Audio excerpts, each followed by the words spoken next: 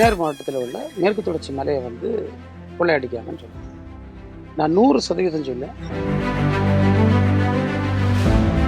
இந்த வருடம் இந்த தேர்தல் உங்களுக்கான களம் எப்படி இருக்கு?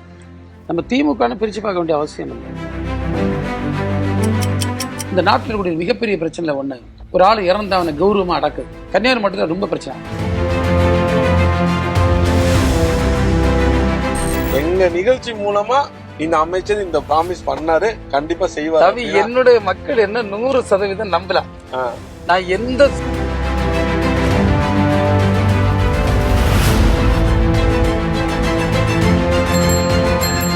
அமைச்சர் ஒரு தங்கமான மனுஷன். மேற்கு தொடர்ச்சி மலை எல்லாத்தையுமே கொண்டு கேரளாவுக்கு கொடுத்துட்டு இருக்காரு. அவர் செய்ய உள்ள காரியங்கள் எல்லாம் செய்துட்டு தான் இருக்காரு. குறவு. நாங்க விவசாயம் பண்ற கொலையை கொண்டு கொடுத்தா எங்களுக்கு அதுக்கேற்ற விலை கிடையாது. ரீசன்ட் உயிரே அவருக்காக தான். எந்த ஒரு வாக்குறுதியுமே அவர் பண்ணல.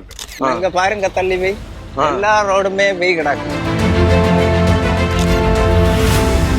தேர்தல் களத்தில் ஸ்டாரும் சோறும் இன்றிரவு 7 மணிக்கு.